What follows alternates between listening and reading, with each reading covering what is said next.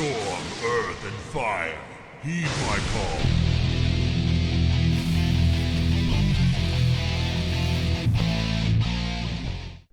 What's up everyone, it's Waves and today I finally have another M+ commentary for you guys. The War Within Season 1 started yesterday, so I thought why not show you guys Stonevault 8 that I played. I know it's not the highest key that has been timed, but it is definitely a pretty good one, I would say. And since Stonevault in general is a kinda mechanically difficult dungeon, at least in terms of the bosses, specifically during Tyrannical, I thought might as well show you guys and talk you guys through my decision making and my thought process a little bit. And hopefully it will help one or the other person be a little bit more efficient with their Enhancement Shamans or just in Stonevault in general. So that is what that is. I hope I don't forget to mention anything, because this is not the first, not the second, yes, this is the third time I'm recording this video, because the first time I didn't mute the video that I was commenting over. So basically you had two waves talking to you all the time. And then the second time I basically got my taskbar from Windows in the screen permanently because someone whispered me in game because I was logged in while I was recording. Either way, in this dungeon, we're playing Elementalist with Stormbringer. Those are the talents. I'm not playing Fire Nova simply because I'm honestly not a big fan of Fire Nova. I don't like playing it. I think it feels weird, especially in single target then, like on bosses in dungeons. It feels terrible. If at some point it's going to be way better than Hailstorm and Ice Strike, maybe I'll start playing it.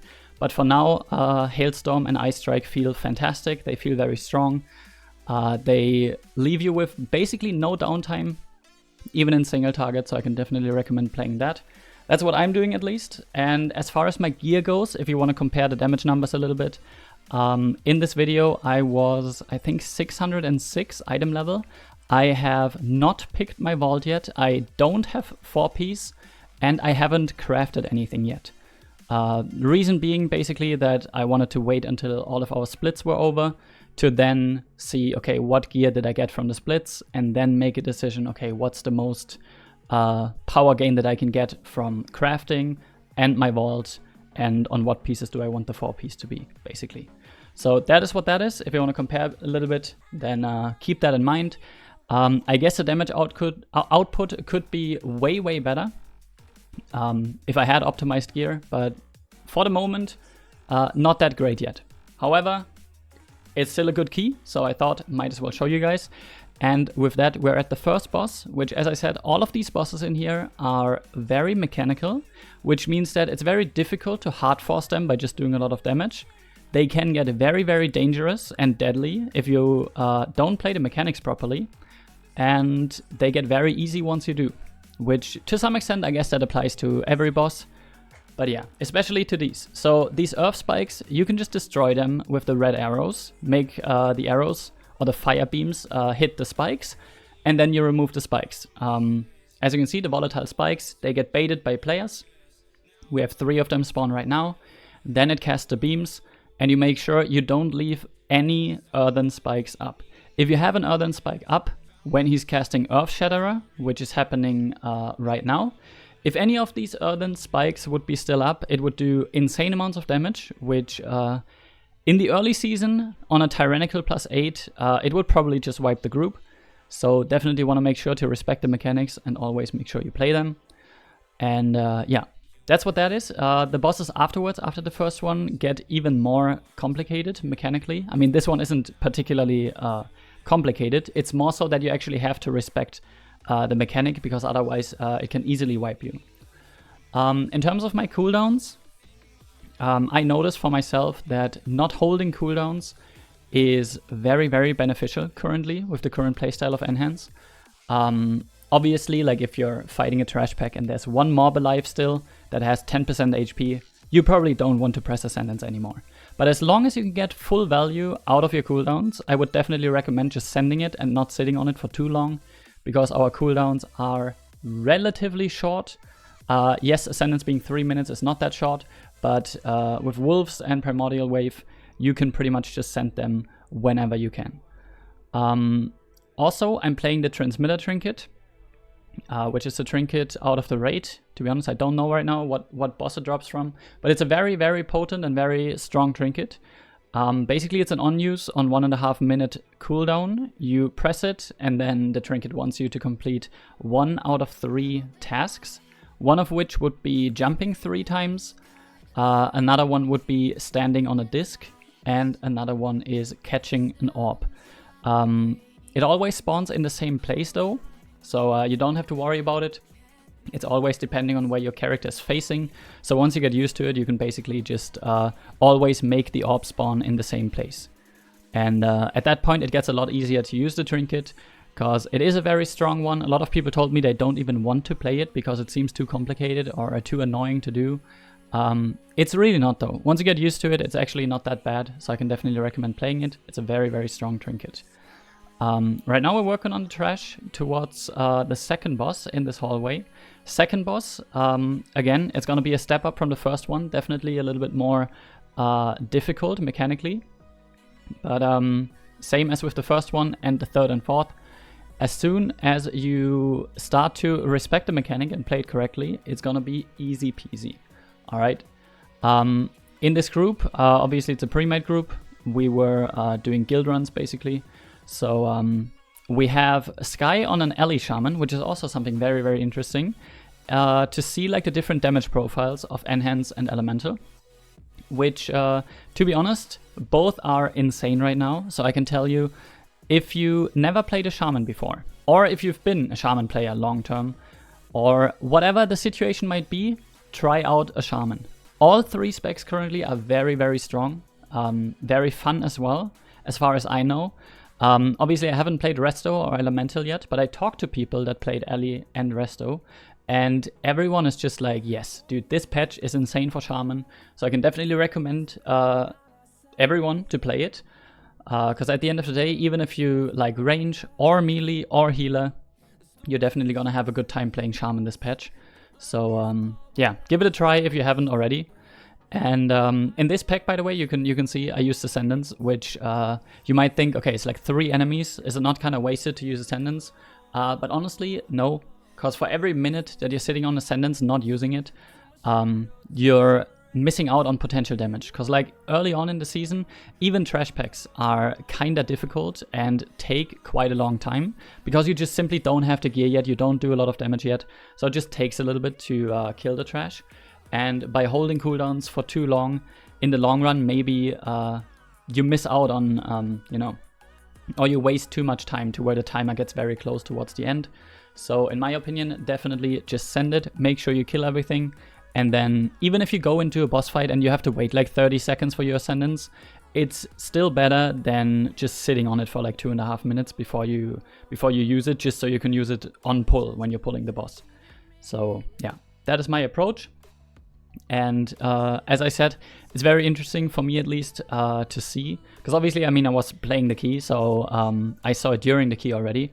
But now looking back at the footage, seeing like depending on when me and when Sky are using cooldowns, seeing like the difference in damage done is very interesting. And of course, how satisfying can it be then playing Enhance and looking at the Tempest procs, just proccing back to back, and then the damage numbers just skyrocketing in the details. I think that's pretty cool. I think it's very fun. And now we finally made it to the second boss. We're just clearing orbs here. By the way, these orbs from the new affix, Shaman is very good for it, because basically the orbs spawn relatively close to each other. So you can just drop a cap totem in the middle after like the first 3 or 4 spawned. And sometimes you will just snipe all of them. So yeah, very, very good. If not, you can finish them off with a Thunderstorm or a Thundershock. And then that's it, basically. So for this boss, the second boss, there were these crystals. These crystals are very, very important. The crystal shards here, you need to kill them one by one. They give you a debuff that does quite a bit of damage. So if you kill them too fast after each other, you will stack those debuffs and you have a high chance of dying to it. So make sure you kill them one by one, and then pick up the dark orbs, because they give you a damage buff. And you need the damage buff, or at least you want to have it, to break this shield of the Void Discharge as soon as you can. Because that is pulsing AoE damage, which can also be pretty difficult to heal through. I even used a health pot here just to make sure that I don't accidentally die. I also used AG to support our healer a little bit. And yeah, the core mechanic that you can fuck up here is if you kill the crystal shards too quickly. That is basically what it comes down to, especially if your tank moves the boss to the crystal shards and your group has a lot of cleave. You really gotta make sure that you don't kill these at the same time. Now in an 8, we're already respecting the mechanic, because I feel like if you got 2 stacks of the debuff, it might already be enough to kill you. In even higher keys, you need to pay even more attention to it, so you don't just randomly kill all of them at the same time. Once you spread the kills out a little bit though, it definitely gets a lot easier. And then remember to always pick up these damage orbs as well. There's one under the boss here that, I don't know, I think Kayla took it, or Object, I'm not sure.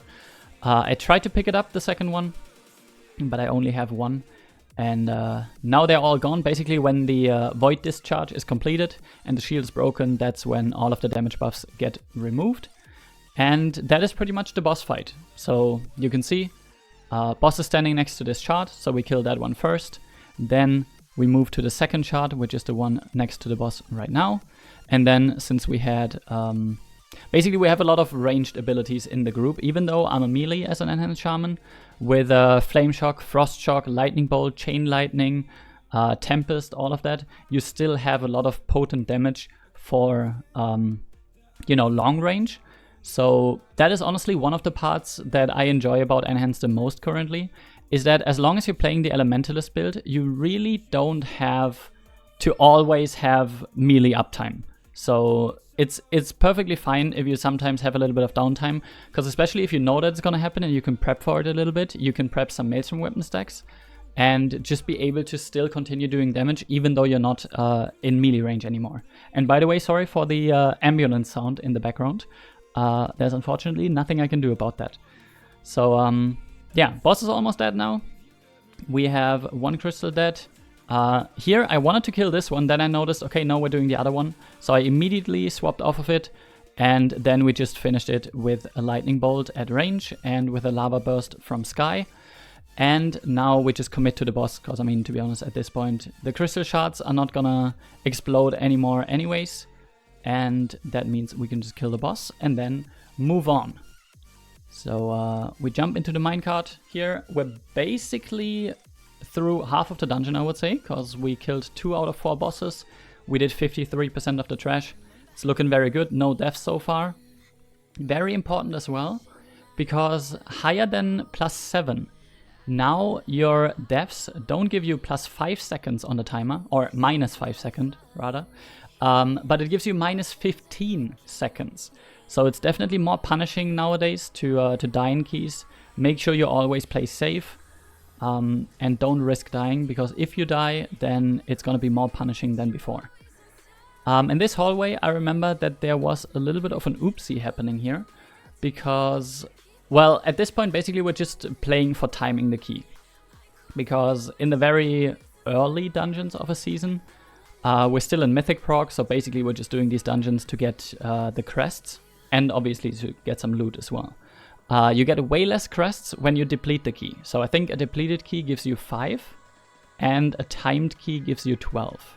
I think that's what it is. I might be wrong on that, but I think those are the numbers. So we definitely want to make sure we time the key. We don't want to risk any like sketchy routes or whatever to try and like get a +2 or something. We just want to time the key, play it safe, and get our crests. That's the idea.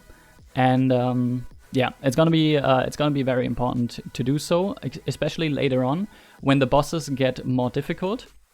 That you need to remember every single death is 15 seconds. So that is not good.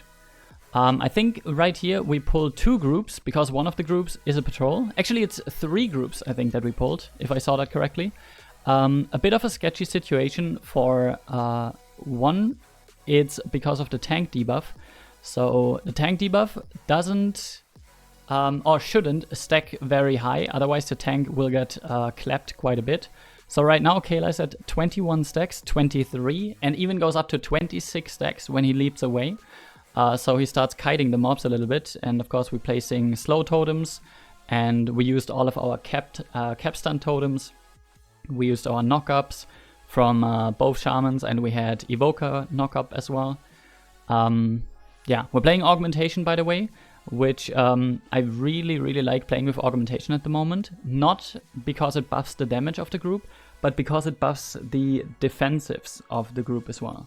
So especially now that devs are more punishing, that it's early in the season and dungeons are a little bit more difficult, it's very nice to have more defensive value from having an Augmentation in the group. As soon as the as far as the trash goes, it's just basically your typical gameplay that you would expect.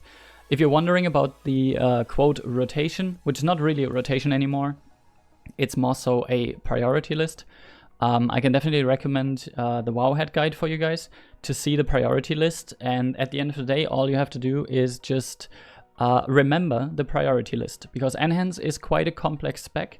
It already has been since Dragonflight, or like late Shadowlands. So basically, ever since we had the Elementalist build, in my opinion, it became a bit more complex. So a little bit more difficult for newer players to get into the spec if they want to try it out. Because there's a lot of procs and buffs and different spell interactions that you need to track and be aware of. And depending on what cooldowns you have ready, what buffs you have, what procs you have, how many stacks you have, you need to make the decision depending on that of what spell to press next. I guess to some extent that goes for every class, but on Enhance specifically, it seems to be very unintuitive and just, as I said, complex. So yeah, definitely want to make sure to memorize the priority list. All right, now we made it to the Forge Speakers. Definitely a very interesting boss. A lot of overlapping mechanics, not the easiest mechanics. Basically, what you want to do is you want to cleave both of them down equally. All right, they need to die at the same time, because if one dies, the other one will enrage and basically kill you relatively quickly. So what we're gonna do is we're just gonna Bloodlust, pop every cooldown in the book, and we're sending it. There's a frontal from the big guy, like the lava orb. You need to dodge that. Then you also have the small one every once in a while jumping away and pulling this scrap box through the room. If you get hit by this, you're dead.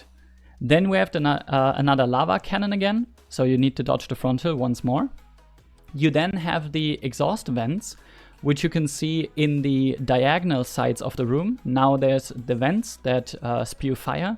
You can't stand there, otherwise you die. Then you have lava spawn on the ground, which you don't want to stand in. You also need to interrupt the small mob when it's casting. Then the big guy is pulling the big chest into the middle of the room. Now you do need to stand on the exhaust vents on the diagonal sides, because on the other sides it's shooting out these giant lava balls. And that is pretty much all the mechanics, but they overlap sometimes. So now we have the affix with the orbs, and we have the exhaust vents, so we can't stand there. Then there's the frontal from the big guy and lava on the floor, which we need to dodge. Small guy jumps away, so we need to be aware of the box coming through the room. Then we get another lava cannon in a second. The small boss is back, so we're back to cleaving. Again, we need to get them down very equally. Lava cannon, so we need to dodge the frontal. The molten metal is happening again, so the cast from the tiny mob, we get it interrupted. Now it's the exhaust vents again, so you can't stand on that, otherwise you take a lot of damage, so we move out. Then the big guy jumps into the middle again, gets the box into the middle, and now you go where the exhaust vents were, dodge the big lava blobs, and then you're back to cleaving. It can be very difficult. It can be easy to forget about one mechanic or get overwhelmed by the overlaps and die. So at the end of the day, the damage check is okay-ish, I would say. So you basically just play it safe, and you rather play 2 rounds more of mechanics but don't die, rather than risking to do more damage and dying for it. Here I stepped into the lava floor a little bit, because taking a little bit of damage from that is better than getting one-shot by the box getting dragged through the room. And now that down very low, we kill the first one when the other one is at 2% HP, and you can see even one tick of the AoE did a lot of damage. So definitely make sure that you kill them at the same time. It's very important, because otherwise, even though you killed one of them, you might actually end up dying to the other one. And I mean, that would be very unlucky at that point, because you got throughout most of the fight and then you die to that. It would be very unlucky. So definitely make sure you keep that in mind. Now we have the last trash pack in this area. I don't think we would have necessarily needed it. I mean, we might have needed it to get to the minecart actually. But in terms of trash, I think percentage-wise we would be good. So we could have technically like ignored one of the packs that we played earlier, because I think we actually end up playing one trash pack too much for the percentages that we needed. It's not that big of a deal though. At the end of the day, we didn't want to do any sketchy skipping strats or whatever. We just wanted to play it safe, play it slow, and make sure we time the key. So one last time we jump into the minecart here to get back to the main room, and then we move to Void Speaker Irish, and we will see how that's gonna go. It's also not the easiest boss. It doesn't have that many mechanics, but the ones that it has need to be respected. Otherwise, otherwise it can very, very easily kill you. Right here, I think I die right here. I'm not exactly sure to what. Oh, okay, it was to that. There you go. It was to the AoE hit there that I died to. Basically, you just want to make sure that you don't stand in front of the shield stampede. And then for the big guy, it does the AoE stuff on the ground, so you just want to dodge out of that. And that is pretty much all there is to it. The honor guards, you can quite easily deal with multiple of them, because, well, there's not that much happening other than them stampeding sometimes and doing a strike. That's it. So I think what we're going to do is we're going to kill the big guy here, and then we're just going to move to the next trash pack to keep our pace and to not fall behind on the timer. We do have 11.5 minutes left, which is, to be honest, at the point where we are in the dungeon, is more than enough time. Unfortunately, I don't know if you were able to tell by the gameplay so far, but I've only ever done this dungeon on Heroic. I didn't do it in M0, and I didn't do it on Mythic Plus. So, yeah, basically what you can see in this video is me playing this dungeon for the first time in anything higher than Heroic difficulty. So that is why I also play a little bit more careful. I make sure that I respect both the trash and the bosses. We do a lot of stuns, a lot of knockups, a lot of interrupts. We use a lot of Astral Shift and AG, which, by the way, I have to give a shout out to Stonevault Totem. That totem is actually insane. Historically, shamans and especially enhancement shamans have been notorious for being very squishy and not having good defensives. We still have our Astral Shift and we still have our Ancestral Guidance, but now we also have our Stone Bulwark Totem, and that is so strong. So basically, you can just use it as an additional personal, which is very, very good. And basically, when you don't have Astral Shift, you know there's a boss mechanic coming or anything like that, you just make sure you place the Stone Bulwark Totem, and the Absorb from it will make sure that you are a little bit tankier. Then we also now have the damage reduction from Earth Elemental, which is obviously also very strong. And yeah, we just want to make sure that we remember that we have those and utilize all of them as well, because the cooldowns are not that long on them. So make sure you don't greed your defensives. If you know that it's going to make you survive, just make sure that you use it, all right? It's very, very important. You better overuse it and then don't need it than not using it and then dying for no reason. So now we made it all the way into the boss room of the last boss. Basically, on this trash pack, or these two trash packs, whenever the Earth Totem, the Earth Burst Totem is spawned, you want to make sure you definitely kill that before the cast goes off. Very, very important. So make sure you focus that. It's very easy as an enhance because we have a lot of funnel damage and a lot of like burst damage. So just make sure you send like a lightning bolt into it or use it as a main target for your chain lightning, stuff like that. Just make sure you take care of it, because if it casts through on top of the damage that the rest of the trash pack is doing, it might just kill you, which again, as I said, in keys +7 or higher is quite punishing with 15 seconds of time loss. So you want to make sure you do that.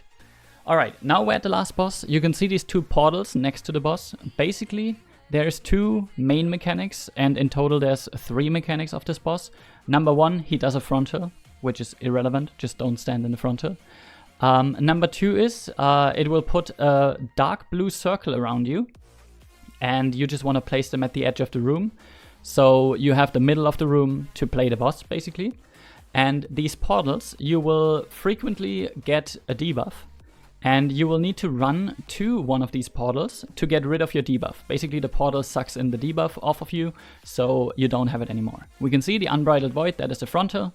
Then we get Void Corruption. In this first try of the boss, which I kind of spoiled now that we're gonna die, we didn't respect the debuff at all. I don't know, I thought you just have a lot of time to clear it, because I didn't take a lot of damage in the beginning. But if you check out our Holy Paladin, he took quite a bit of damage from it.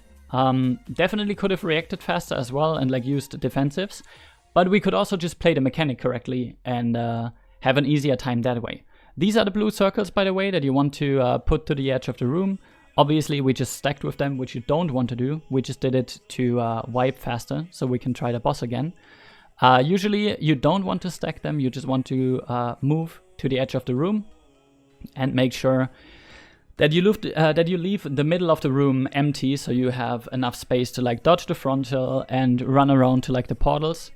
By the way, each time that you feed one debuff to the portal, it will teleport to somewhere else in the room. So if 2 of you guys get debuffs, which, I mean, everyone is getting the debuff, but if 2 of your group members have the debuff still and they're running towards the same portal, it will only take the debuff off of one of those people and then teleport somewhere else in the room. And you will see this in a second when we're playing the boss again.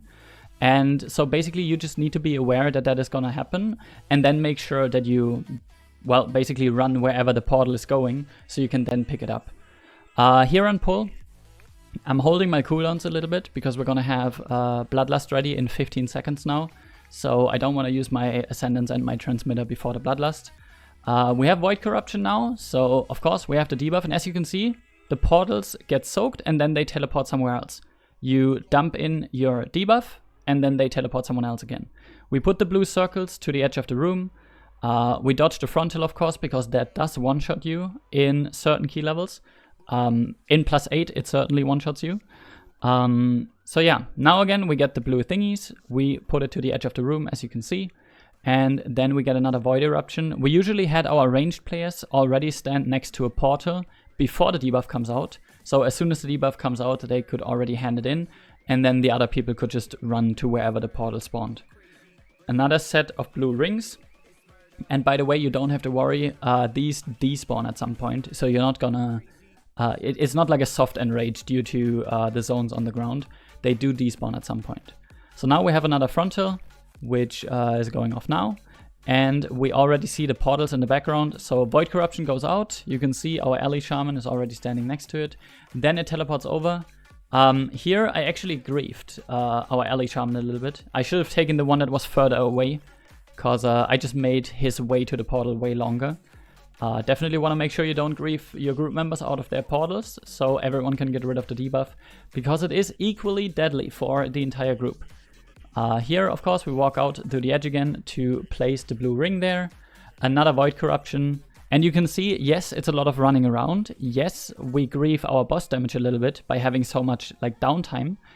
But that is basically all there is to the boss. As long as you respect the debuff mechanic and you don't drop these circles literally like in the middle of the room, you should be chilling. Then the only thing outside of that is dodging a frontal, which should be doable, I would say. And yeah, again, once more a boss where if you just blindly try to brute force it and do a lot of damage and hope that it well, works and times you the key, that is not going to happen. You need to respect the mechanics, you need to play them correctly, and you need to have a strategy for it. So here I'm placing the blue ring, also pre-positioning next to the portal because I knew that I would get the debuff there, and then we get it removed. Now the boss is already down to below 20%. We still have 3 minutes left, so even with a full wipe, we still had enough time to time this key, which is very, very good. Here I just use my charge. By the way, very, very nice that we also have Feral Lunge baseline now as a talent, which is fantastic. And here, to end the dungeon on a bad call, I try to hand in my debuff in the portal and get one shot by the frontal. Because for some reason, my brain was like, oh, surely the debuff would kill me faster if I don't immediately hand it into the portal than a frontal. Which isn't true. But hey, that means I showed how not to do it at the very end. And with that, we timed the key. You can see the overall of the damage. 1.39 million for me, 1.14 million for Sky on the Elemental Shaman. Very, very nice. Definitely Shaman in a very good spot. Enhancement, Ali, Resto. Can definitely recommend playing it. I hope you enjoyed watching this video, guys. If you have any questions about Enhance or the dungeon or whatever you want to ask, feel free to leave a comment below the video and also give me some feedback if you want to. I will see you guys probably in the next video or on Twitch, twitch.tv/waves if you want to catch my live streams. And then you can decide when and where you want to see me again. And with that being said, guys, I hope you enjoy the rest of your day. Thank you for watching. Take care, stay healthy, and peace.